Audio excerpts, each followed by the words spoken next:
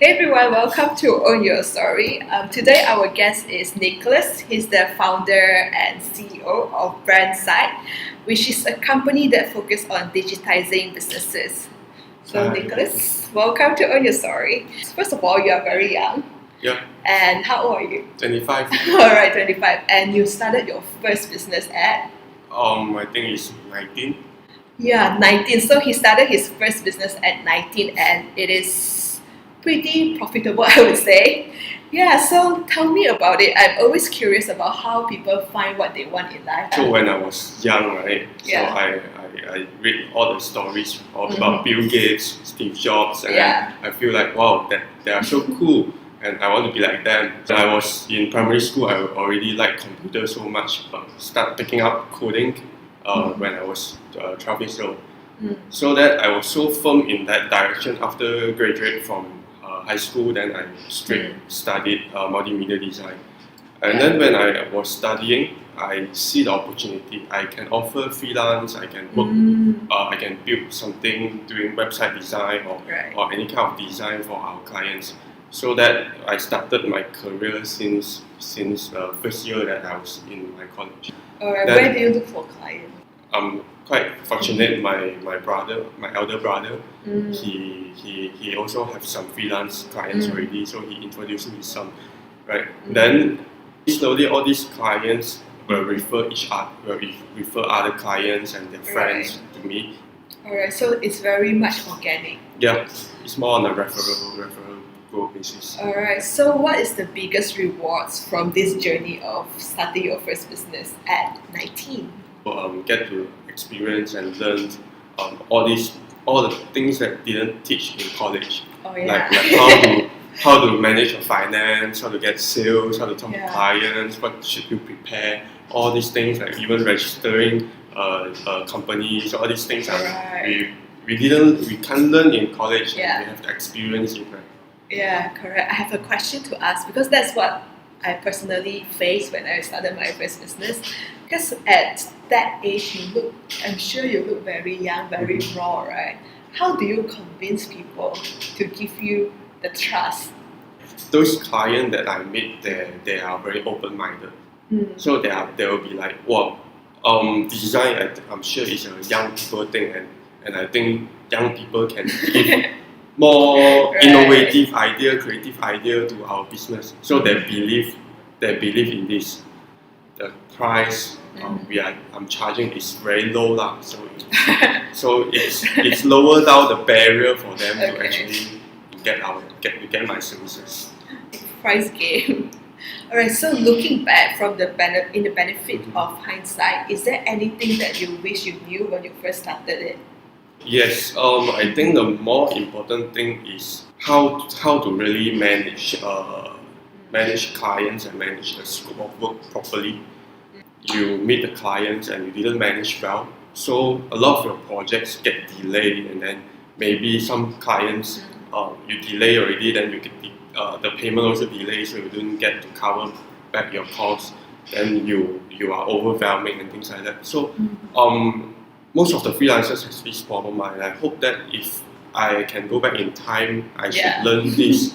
From that first venture, the journey of first venture, how has it impacted you personally?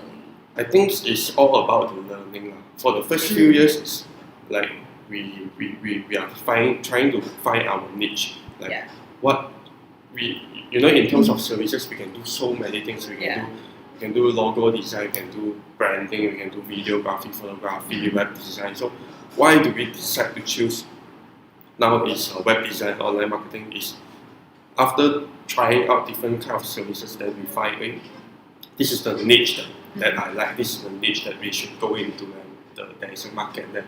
And also trying to find out like what are the business model, like how much should we charge. So if we are hiring people, one people should do how much of work. So all these things is a learning experience. The first few years we couldn't get it right lah. So it's still profitable, but it's like quite overwhelming, and maybe it's not what we expected. So over the time, then we refine and improve the business model, and it becomes more solid. Say in the past 3 years, is there any new belief or new habit that you instill that has greatly improved your life? The one belief that I hold on is now or never. If you have an idea or you want to do something and you think that never mind lah, later lah, then you'll never do it. Even though the thing might be failed, but the learning, but experience, it's very precious. So in terms of investment, it could be time, money, or energy. What is your best investment in this past, say, 3 years? Networking, yeah, meeting new people. Alright. Yeah. Any tips? I just go and join as much as startup events that I can. Then after that, I join some startup course. So I was in Coach and Grow program. Right. Yeah, by Cradle. So I was fortunate to meet a lot of business coaches there. So that taught me a lot of things.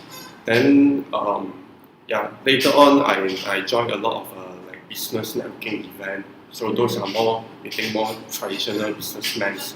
So all these people that I meet, right, they give me a lot of new insights, new ideas, and trying to like inspire and motivate me to work harder. Right. So I think networking is one of the things that is worth invest our time in. That our network is our net worth. Yeah, and sometimes I think that even just one idea can bring so much value. Yeah. The right idea at the right time. Alright. Alright, so do you have any advices for young and bright graduates who are about to enter the workforce? Right. Some people will say that you need to go and work for other people first, get some experience, and only you can start a business, right? But I think that is not necessary. Actually, business experience, right, is very hard to gain while you are working. Only when you are really into the business and you face the challenges, you are struggling in the business, then you learn all these things, right? So if you want to start a business, start young while you have very little commitment. The best is you are still staying with your parents, right? So you can just say, so mom, dad, I'm starting up a business. I don't need a lot of capital, but what I need is support from you, right? And second is starting a business doesn't need a lot of capital, right? You don't always need investors or fund or getting fund from families or friends to start a business. You can always bootstrap. There's a lot of the ideas you can start by providing the service yourself first. So let's say if you want to do a F&B startup, so why not I start for myself, I start cooking and then ask my friends and tell me, hey, you want to buy some food for me or not? And start at a small scale first. Then after you try out everything already and it's validated, then only you start looking for investors or other funding sources. And the third advice is, so a lot of people think that startup is sexy. Maybe 95 to 99% of startup will fail, right? Agency model is also one of the business that you can go into. Compared to startup, is much lower risk. So you can control that. So let's say when you don't have so much client, you just maintain a one to 3 people team. So when you get more client, then you start hiring people and grow to 10, 20 people. So you can bootstrap. So in terms of like entrepreneurship, especially for young people, any bad recommendation that they should avoid? Don't let people make you down.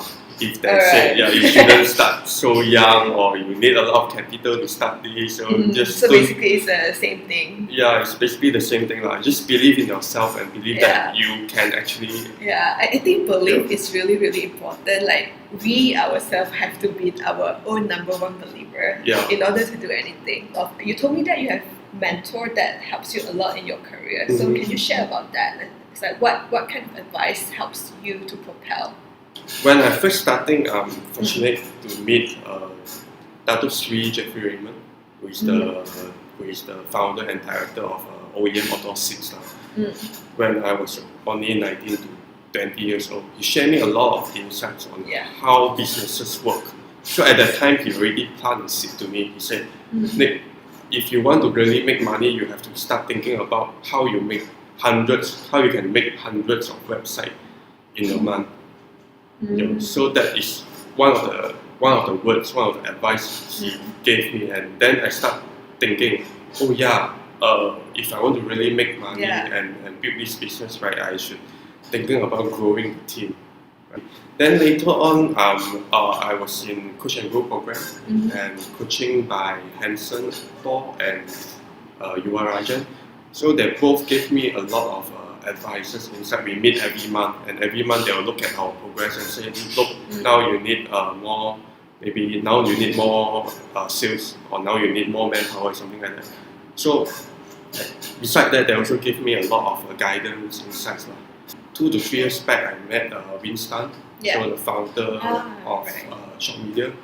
So he also inspired me, hey, actually agency business you can go really, really fast as a startup, right? He always challenged me like so next year you are going to make this much of profit. Okay, I accept the challenge. I'll try my best to do. Yeah. So at this point of life, how do you define success? I want to define my success into how much people I can help. So in helping, I have two ways of helping. First is I want to help our clients, like traditional clients, or to bring them online so that they are up to trend. They won't be die because of the digital trend, something like that. Right. And second way I want to help people is I want to help more designers and developers. Make sure they have the skill sets and make sure they are able to make money and survive. Right. So a lot of our designers are feeling struggles.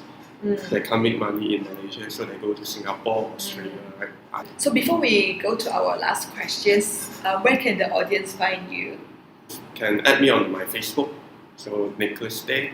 Alright. And then your company website as well. My company website is brandsite.co. Okay, so last question. What is the one truth or one principle that you live by? Life is too short for something less than extraordinary. Yeah. So always challenge out of our comfort zone. Yeah. If we are confident that we can make, let's say we can make 1 million in the next 1 year, right? And we are confident with it, so make it 2 million, something like that. So challenge ourselves. Okay. So thank you, Nick, for coming up to own your story. I learned a lot from you, and you really show me that it doesn't matter how old or how young you are. It's the life experience that really matters. Thank you, guys, and thank you, Nick.